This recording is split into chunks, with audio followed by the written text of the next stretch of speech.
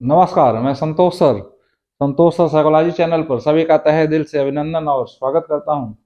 Super TET एवं TET शिक्षण के अंतर्गत सीडीपी बाल मनोविज्ञान के अंतर्गत महत्वपूर्ण श्रृंखला चल रही है। उसी क्रम में बढ़ते हुए हम आज एक देखेंगे सुपर टेट और टेट के दृष्टिकोण से बहुत ही महत्वपूर्ण टॉपिक है शैक्षिक उद्देश्यों का वर्गीकरण, या इसको कहते हैं ब्लूम टेक्सोनॉमी, या इसको कहते हैं क्लासिफिकेशन ऑफ ऑब्जेक्टिव्स।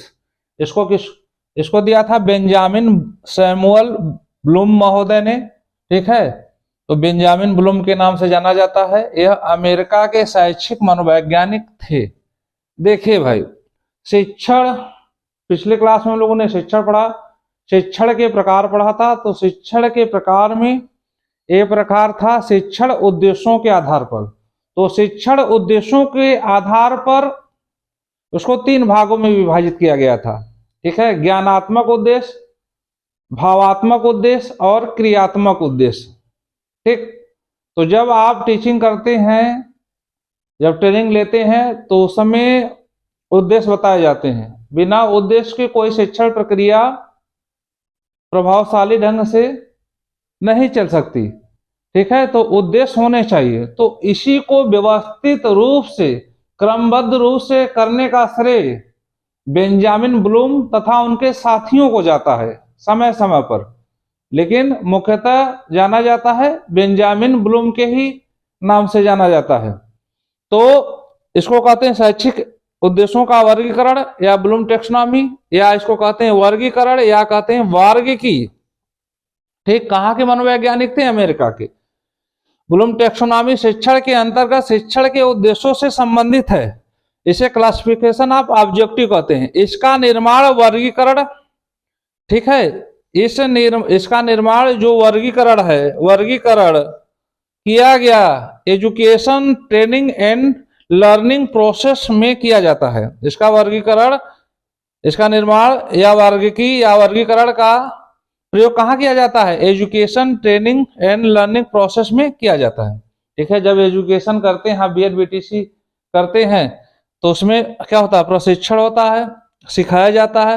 तो उस प्रक्रिया में, ठीक है, इसका प्रयोग किया जाता है, याद रखिएगा।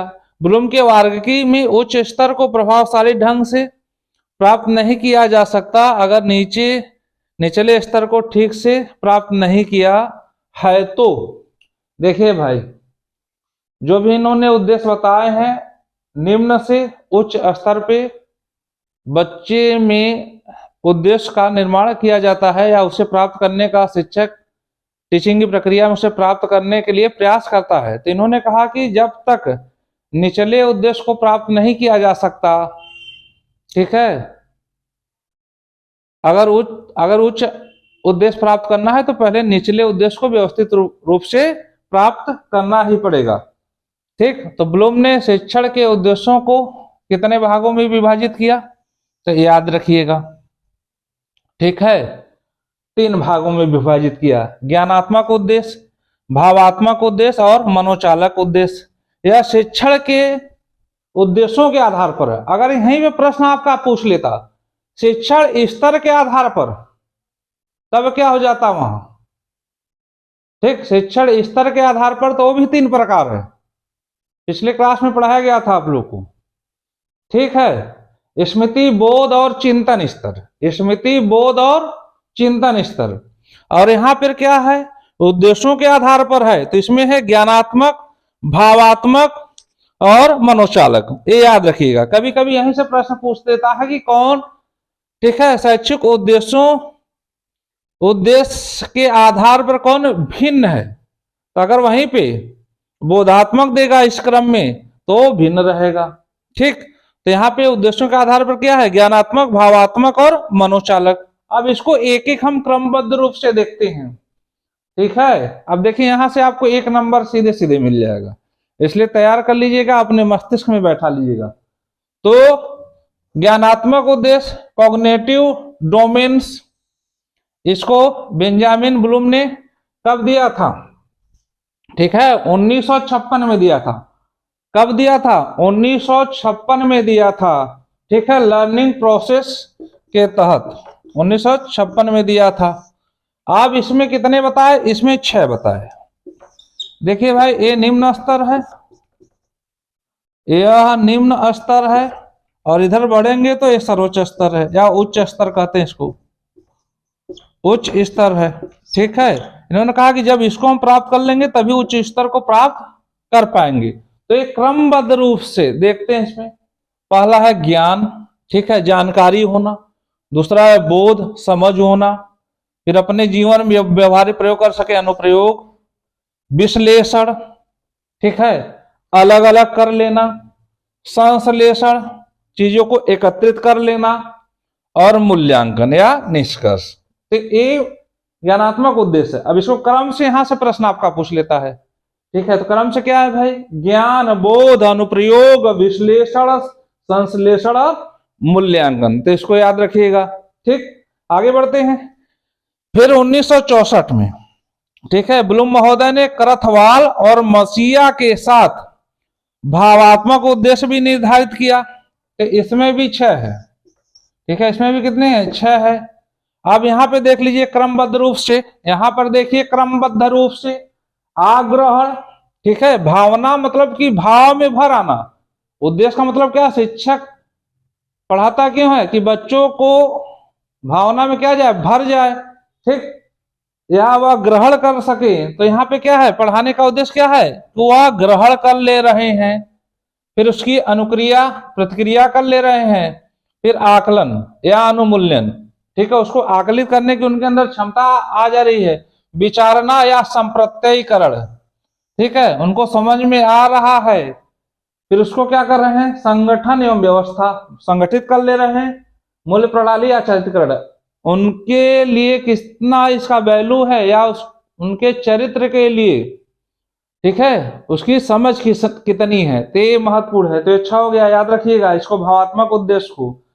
तो पहला क्या, आग्रहण, दूसरा अनुक्रिया, तीसरा आकलन या अनुमूल्यन, चौथा विचारना या संप्रत्ययीकरण, फिर संगठन पांचवा या व्यवस्था, और छठा क्या है, मूल्य प्रणाली या चारित्रीकरण।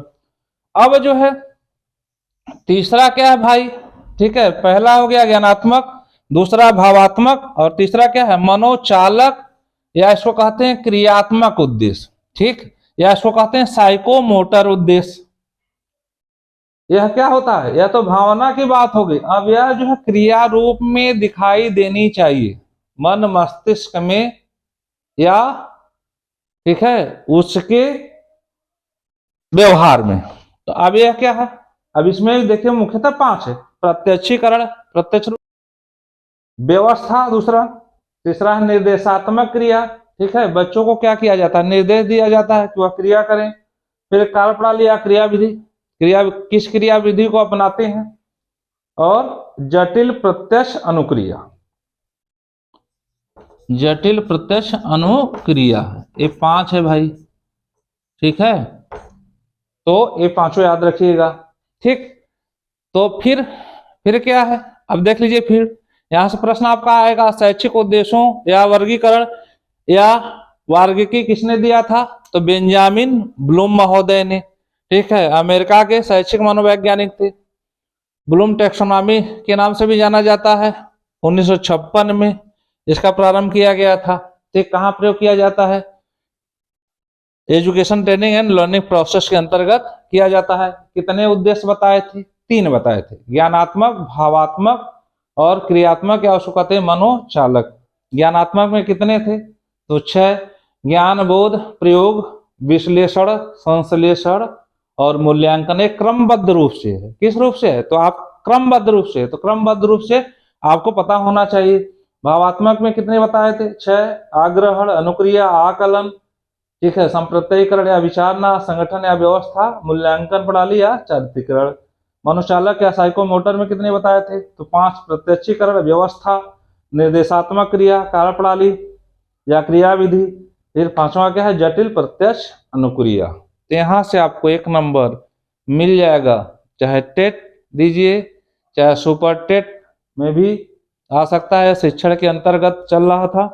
ठीक है, फिर इसी तरह देखिए क्रमबद्ध रूप से समस्त चीजें आपको करा दी जाएगी। ठीक है, शिक्षण शिक्षक भर्ती से संबंधित अगर आप अच्छे से पढ़ लेते हैं तो न टेट में दिक्कत होगी न सुपर टेट में। फिर मिलते हैं अगले टॉपिक में। Thank you so much.